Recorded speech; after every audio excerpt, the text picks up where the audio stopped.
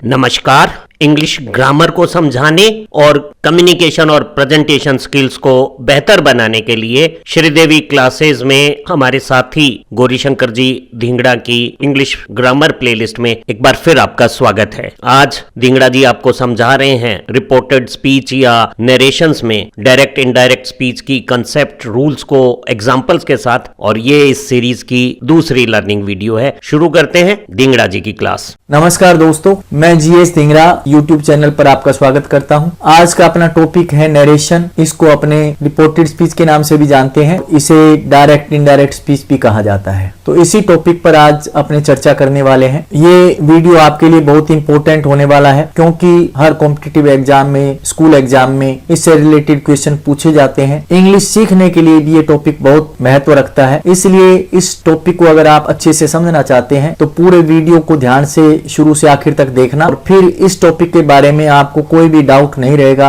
सबसे पहले अपने जानते हैं कि स्पीच क्या होती है। स्पीच अपनी बात को, अपने विचारों को या अपने आइडियाज को, अपनी फीलिंग्स को दूसरों तक कन्वे करने का, दूसरों तक पहुंचाने का एक तरीका होती है। अगर आप किसी सुनी हुई या पढ़ी हुई बात को किसी दूसरे तक पहुंचाना चाहते हैं तो उसको किस प्रकार से आप बताते हो, बताने के उसी तरीके को अपने स्पीच कहते हैं। अब अपने बात करते हैं कि काइंड्स ऑफ स्पीच कितनी होती हैं, यानी स्पीच के प्रकार कितने होते हैं। स्पीच के दो प्रकार होते हैं, एक होता है डायरेक्ट स्पीच और दूसरा होता है इनडायरेक्ट स्पीच। जब किसी सुनी हुई बात को या पढ़ी हुई बात को बिना कोई परिवर्तन किए हुए वक्ता के शब्दों में या लेखक के शब्दों में उसी प्रकार से उसी के शब्दों में बता दिया जाता है, तो बताने के इस तरीके को डायरेक्ट स्पीच कहते हैं। उदाहरण के लिए मान लो कि गौरव ने इंग्लिश में मुझसे कहा कि मैं व्यस्त हूँ, तो इंग्लिश में वो जब कहेगा तो वो कहेगा आई एम बिजी नाउ। अगर मान लो मैंने ये बात आगे किसी को बतानी है तो मैं इस प्रकार से बता सकता हूँ कि Gaurav said to me I am busy now, यानी कि मैंने गौरव के शब्दों में कोई भी परिवर्तन नहीं किया था। गौरव ने कहा था आई एम बिजी नाउ, मैंने भी आगे उसी के शब्दों को रिपीट कर दिया, उसमें कोई भी परिवर्तन नहीं किया। तो बताने का ये जो तरीका होता है, जब वक्ता के शब्दों में बिना कोई परिवर्तन किए किसी तीसरे को बात बताई जाती है, तो उस बताने के तरीकों को अपने डायरेक्ट स्पीच कहते हैं। जब किसी सुनी हुई या पढ़ी हुई बात को स्पीकर के या राइटर के शब्दों में स्थिति के हिसाब से कुछ परिवर्तन करके किसी तीसरे व्यक्ति को बताया जाता है, तो बताने के इस तरीके को इनडायरेक्ट स्पीच कहते हैं। जैसे गौरव ने इंग्लिश में मुझसे कहा था आई एम बिजी नाउ, मैं इस बात को इस प्रकार से बता सकता हूँ, Gaurav told me that he was busy then. अब मैंने इसमें कुछ परिवर्तन कर दिए। यहाँ पर मैंने सेड टू को टोल्ड में बदल दिया, इन्वर्टेड कोमा हटा करके दैट लगा दिया। उसने अपने आप को आई कहा था, मैंने उसकी जगह ही कर दिया। उसने यहाँ पर वोज की जगह पर एम का प्रयोग किया था, मैंने बदल कर यहाँ पर वोज कर दिया। उसने अपने सेंटेंस में नाउ शब्द का प्रयोग किया था, जबकि मैंने यहाँ पर देन का प्रयोग कर दिया। कुछ परिवर्तन अपने जब करके तीसरे व्यक्ति को बताते हैं, उसके शब्दों में परिवर्तन करके बताते हैं, तो बताने के इस तरीके को इनडायरेक्ट स्पीच कहते हैं। डायरेक्ट इनडायरेक्ट स्पीच को अच्छे से समझने के लिए हमें ये बेसिक नॉलेज होना चाहिए कि रिपोर्टिंग वर्ब क्या होती है और रिपोर्टेड स्पीच क्या होती है। रिपोर्टिंग वर्ब तो अपने कहते हैं दिए गए सेंटेंस के उस पार्ट को जो इन्वर्टेड कोमा से बाहर होता है, और जो पार्ट इन्वर्टेड कोमास के अंदर होता है उसको अपने रिपोर्टेड स्पीच कहते हैं। जैसे ही सेड है, ये इन्वर्टेड कोमास के बाहर है, तो ये तो है रिपोर्टिंग वर्ब। और इस सेंटेंस में ये जो यू कैन डू इट, ये जो पार्ट है इन्वर्टेड कोमास के अंदर है, उसको अपने कहेंगे कि ये रिपोर्टेड स्पीच है। दूसरा एग्जांपल भी आप देख सकते हो, कई बार इस प्रकार से भी सेंटेंस दिया हो सकता है। तो इन्वर्टेड कोमास के अंदर का जो पार्ट होगा वो तो होगा आपका रिपोर्टेड स्पीच, और जो इन्वर्टेड कोमास के बाहर का पार्ट होगा वो होगा रिपोर्टिंग वर्ब। ये आपको विशेष रूप से ध्यान रखना है कि ये दो सिचुएशन आपके सामने हो सकती हैं। अब मैं आपको बताता हूं कि डायरेक्ट स्पीच को इनडायरेक्ट स्पीच में किस प्रकार से बदला जाता है। We generally make 5 changes while transforming direct into indirect speech. मतलब कि हम डायरेक्ट स्पीच को इनडायरेक्ट स्पीच में बदलते समय 5 परिवर्तन करते हैं। डायरेक्ट स्पीच को इनडायरेक्ट स्पीच में बदलते समय जो 5 परिवर्तन हम करते हैं वो इस प्रकार से हैं। पहला परिवर्तन अपने करते हैं रिपोर्टिंग वर्ब में। दूसरा जो परिवर्तन करते हैं वो करते हैं इन्वर्टेड कोमा के स्थान पर कोई कंजंक्शन या किसी प्रीपोजिशन वगैरह का प्रयोग करते हैं। तीसरा जो परिवर्तन करते हैं वो करते हैं रिपोर्टेड स्पीच में प्रयुक्त होने वाले प्रोनाउंस में। चौथा जो परिवर्तन करते हैं वो करते हैं अपने रिपोर्टेड स्पीच के टेंस में, यानी कि उसमें आने वाली वर्ब में। पांचवा और आखिरी परिवर्तन करते हैं प्लेस एडवर्ब या फिर टाइम एडवर्ब्स में। तो ये 5 परिवर्तन डायरेक्ट स्पीच को इनडायरेक्ट स्पीच में बदलते समय मुख्यतः किया जाता है। इसमें कुछ परिवर्तन कई बार करते हैं, कुछ परिवर्तन कई बार नहीं करते हैं, वो सिचुएशन पे डिपेंड करता है। मोस्टली 3 परिवर्तन तो हर एक सेंटेंस में अपने करेंगे। एक तो रिपोर्टिंग वर्ब में, एक जो है वो इन्वर्टेड कोमाज के स्थान पर किसी कंजंक्शन का प्रयोग करते हैं, और तीसरा जो परिवर्तन है वो होता है रिपोर्टेड स्पीच के प्रोनाउंस में परिवर्तन। अब मैं इन 5 परिवर्तनों के बारे में डिटेल में आपको बताऊंगा। सबसे पहले बात करते हैं अपने रिपोर्टिंग वर्ब में चेंज के बारे में। तो रिपोर्टिंग वर्ब में जो चेंज करते हैं वो करते हैं रिपोर्टेड स्पीच के मूड के अनुसार। रिपोर्टेड स्पीच में जिस प्रकार का मूड एक्सप्रेस होता है उसी के अकॉर्डिंग अपने रिपोर्टिंग वर्ब में चेंज करते हैं। एग्जाम्पल के थ्रू आप इस बात को ज्यादा अच्छे से समझ पाएंगे। पहला एग्जाम्पल आपको दिया हुआ है, she said to me I am waiting for you, मतलब उसने मुझसे कहा मैं तुम्हारा इंतजार कर रही हूँ। तो यानी उसने मुझसे कहा यानी मुझे बताया। यहाँ पर ये जो बात है वो बताने की है। यहाँ पर जो आगे का सेंटेंस है, रिपोर्टेड स्पीच का जो सेंटेंस है वो एक प्रकार का स्टेटमेंट है, और जब अंदर का जो सेंटेंस होता है, रिपोर्टेड स्पीच का जो सेंटेंस होता है वो एक प्रकार का स्टेटमेंट होता है। जो रिपोर्टिंग वर्ब है उसको टेल के अकॉर्डिंग बदलते हैं। अगर यहाँ पर सेड टू है तो यहाँ पे टोल्ड कर देंगे, यहाँ पर से टू है तो टेल कर देंगे, यहाँ सेज टू है तो टेल्स कर देंगे। नेक्स्ट एग्जाम्पल आपको दिया हुआ है, I said to him. Inverted commas के अंदर का जो सेंटेंस है वो है can you solve this sum. इसका मतलब है कि मैं उससे कहता हूँ क्या तुम इस सवाल को हल कर सकते हो। तो यहाँ पर ये पूछने का भाव है। अगर रिपोर्टेड स्पीच के सेंटेंस में पूछने का मूड एक्सप्रेस हो फिर अपने से टू को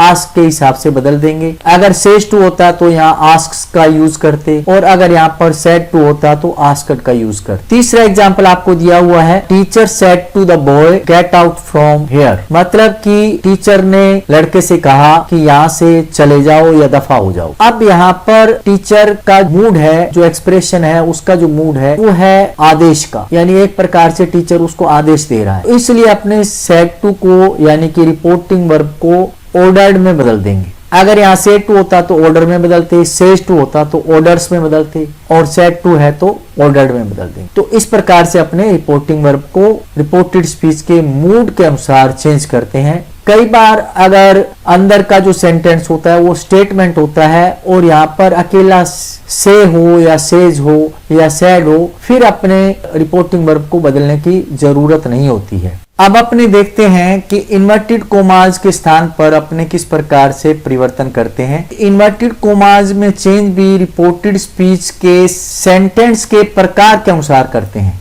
रिपोर्टेड स्पीच का सेंटेंस कैसा है इस पर डिपेंड करता है इन्वर्टेड कोमाज हटा करके किस कंजंक्शन का प्रयोग करेंगे। अगर रिपोर्टेड स्पीच का सेंटेंस असर्टिव है यानी अफर्मेटिव या नेगेटिव है तो इन्वर्टेड कोमाज हटा करके दैट का प्रयोग करेंगे। अगर रिपोर्टेड स्पीच का सेंटेंस ऑप्टेटिव है यानी कि कोई शुभ कामना या आशीर्वाद प्रकट करने वाला या दुर्भावना प्रकट करने वाला कोई सेंटेंस है, फिर अपने इन्वर्टेड कोमाज हटाकर दैट का प्रयोग करेंगे। अगर रिपोर्टेड स्पीच का जो सेंटेंस है वो एक्सक्लेमेटरी सेंटेंस है यानी किसी स्ट्रॉन्ग फीलिंग को एक्सप्रेस करने वाले वर्ड्स वाला या फिर स्ट्रॉन्ग फीलिंग एक्सप्रेस करने वाले पैटर्न वाला कोई सेंटेंस है, इस प्रकार के सेंटेंस को एक्सक्लेमेटरी सेंटेंस अपने कहा जाता है। इस प्रकार का अगर कोई सेंटेंस है तब अपने इन्वर्टेड कोमाज हटाकर दैट का प्रयोग करेंगे। अगर रिपोर्टेड स्पीच का जो सेंटेंस है वो कोई इंपेरेटिव सेंटेंस है और वह लेट्स या लेटस से शुरू हो रहा है तब अपने इन्वर्टेड कोमाज हटाकर दैट का प्रयोग करेंगे। और अगर रिपोर्टेड स्पीच का सेंटेंस इंटेरोगेटिव है और वो हेल्पिंग वर्ब या किसी मॉडल से शुरू हो रहा है तो इन्वर्टेड कोमाज हटाकर इफ या वेदर का प्रयोग करेंगे। और अगर रिपोर्टेड स्पीच का सेंटेंस इंटेरोगेटिव है और वो WH वर्ड से शुरू हो रहा है फिर अपने इन्वर्टेड कोमाज हटाकर अपनी तरफ से किसी भी कंजंक्शन का प्रयोग नहीं करेंगे और अगर रिपोर्टेड स्पीच का सेंटेंस इंपेरेटिव है और वो वर्ब की फर्स्ट फॉर्म से या लेट से या फिर प्लीज या काइंडली से या फिर डोंट से शुरू हो रहा है, तब अपने इन्वर्टेड कोमाज हटाकर सीधे सेंटेंस में टू का प्रयोग करेंगे। और अगर वह वाक्य डोंट से शुरू होता है तो इन्वर्टेड कोमाज हटाकर अपने नोट टू का प्रयोग करेंगे। तो इस प्रकार अपने रिपोर्टेड स्पीच में आने वाले सेंटेंस के प्रकार के आधार पर इन्वर्टेड कोमाज हटाकर किसी भी कंजंक्शन का प्रयोग करते हैं। अब मैं आपको बताऊंगा कि रिपोर्टेड स्पीच के प्रोनाउंस में किस प्रकार से परिवर्तन करते हैं। तो रिपोर्टेड स्पीच में जो फर्स्ट पर्सन आता है उसको तो अपने बदलेंगे रिपोर्टिंग वर्ब के सब्जेक्ट के अनुसार, यानी I, my, me, mine, myself, we, our, us, our, ours, ourselves, इनको तो अपने बदलेंगे रिपोर्टिंग वर्ब के सब्जेक्ट के अनुसार। सेकंड पर्सन को अपने बदलेंगे रिपोर्टिंग वर्ब के ऑब्जेक्ट के अनुसार, यानी कि you, your, you, yours, yourselves, इनको अपने रिपोर्टिंग वर्ब के ऑब्जेक्ट के अनुसार बदल दें। और जो रिपोर्टेड स्पीच का थर्ड पर्सन होगा उसमें अपने कोई भी परिवर्तन नहीं करें। इस बात को आप इस शॉर्टकट तरीके के माध्यम से भी याद रख सकते हैं। 1 2 3 SON, यहाँ पर 1 का मतलब फर्स्ट पर्सन है, 2 का मतलब सेकंड पर्सन है, 3 का मतलब थर्ड पर्सन है और S का मतलब सब्जेक्ट है, O का मतलब ऑब्जेक्ट है और N का मतलब नो चेंज है। यानी कि इस सूत्र का मतलब हो गया, इस शॉर्टकट का मतलब हो गया, फर्स्ट पर्सन को सब्जेक्ट के अनुसार, सेकंड को ऑब्जेक्ट के अनुसार और third person no change. Direct speech को इनडायरेक्ट स्पीच में बदलते समय जो सबसे बड़ा परिवर्तन करते हैं वो करते हैं टेंस में परिवर्तन। वो परिवर्तन कब करते हैं? अगर रिपोर्टिंग वर्ब पास्ट में होती है तब करते हैं। और वो परिवर्तन किस प्रकार से करते हैं? जो रिपोर्टेड स्पीच का जो सेंटेंस है वो अगर सिंपल प्रेजेंट टेंस में होता है तो उसको अपने सिंपल पास्ट टेंस में बदल देते हैं। यानी कि अगर वर्ब की फर्स्ट फॉर्म होती है या फर्स्ट फॉर्म के साथ एस लगा होता है तो उसको सेकंड फॉर्म में बदल देते हैं। अगर जो वर्ब है वो do not, does not plus verb की फर्स्ट फॉर्म है तो उसको अपने डिड नॉट और वर्ब की फर्स्ट फॉर्म में बदल देते हैं। और अगर उस सेंटेंस में डू डज के साथ में वाक्य में कहीं दूर जाकर के फर्स्ट फॉर्म आती है तो अपने डू डज और वर्ब की फर्स्ट फॉर्म की जगह पर सेकंड फॉर्म कर देते हैं। यानी डू डज को तो हटा ही देते हैं और वर्ब की फर्स्ट फॉर्म की जगह सेकंड फॉर्म कर देते हैं।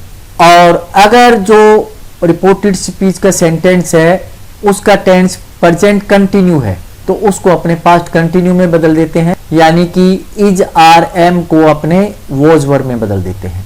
और अगर जो रिपोर्टेड स्पीच का सेंटेंस है वो प्रेजेंट परफेक्ट या प्रेजेंट परफेक्ट कॉन्टिन्यूस टेंस में है तब अपने हैज, हैव की जगह पर हैड कर देते हैं। अगर रिपोर्टेड स्पीच का सेंटेंस पास्ट इंडेफिनिट टेंस में होता है तो उसको अपने पास्ट परफेक्ट टेंस में बदल देते हैं। यानी कि अपने वर्ब की सेकंड फॉर्म को हैड और वर्ब की थर्ड फॉर्म में बदल देते हैं।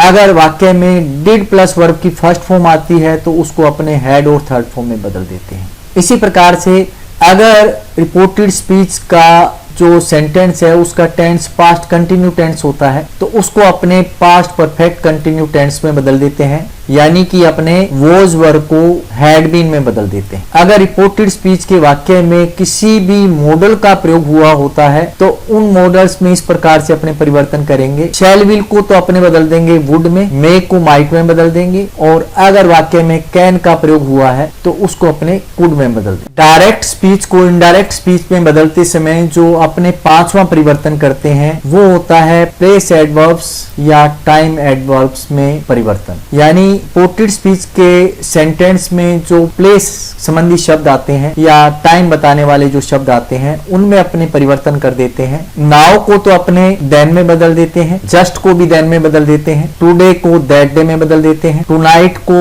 दैट नाइट में बदल देते हैं, यस्टरडे को द प्रीवियस डे में बदल देते हैं। लास्ट के साथ कोई भी समय लगा हो, चाहे लास्ट ईयर हो, चाहे लास्ट मंथ हो, चाहे लास्ट वीक हो, उसको अपने द प्रीवियस और साथ में जो समय लगा होता है चाहे वीक हो चाहे मंथ हो उसको लगा देते हैं। टुमारो को द नेक्स्ट डे में बदल देते हैं, अगो को बिफोर में बदल देते हैं, हियर को देयर में बदल देते हैं, दिस को दैट में बदल देते हैं, दीज को दोज में बदल देते हैं, कम को गो में बदल देते हैं, दस को सो में बदल देते हैं। लेकिन ये परिवर्तन भी अपने तभी करते हैं जब रिपोर्टिंग वर्ब पास्ट में होती है, यानी इनका संबंध भी टेंस के साथ ही होता है। दोस्तों आज के इस वीडियो में मैंने आपको नरेशन यानी कि रिपोर्टेड स्पीच और डायरेक्ट इनडायरेक्ट स्पीच के बारे में बेसिक जानकारी दी। उसके बारे में आपको बताया कि रिपोर्टिंग वर्ब क्या होती है, रिपोर्टेड स्पीच क्या होती है, डायरेक्ट स्पीच क्या होती है, इनडायरेक्ट स्पीच क्या होती है, डायरेक्ट स्पीच से इनडायरेक्ट स्पीच में बदलने के रूल्स क्या होते हैं, कौन कौन से परिवर्तन किए जाते हैं। उम्मीद है आपको मेरी सभी बातें समझ में आई होंगी। इस टॉपिक पर अभी कुछ वीडियोस और बना करके आपको प्रैक्टिकली मैं समझाने का प्रयास करूंगा। आने वाले वीडियोस भी आप जरूर देखना, और आज का अगर वीडियो आपको अच्छा लगा हो तो इस वीडियो को लाइक और शेयर करना। अगर आप मेरे इस चैनल पर नए हैं तो चैनल को सब्सक्राइब कर लें, बेल आइकन को भी प्रेस कर दें ताकि आने वाले सभी वीडियोस के नोटिफिकेशंस आपको समय पर मिलते रहें। तब तक के लिए have a nice time. Thank you very much.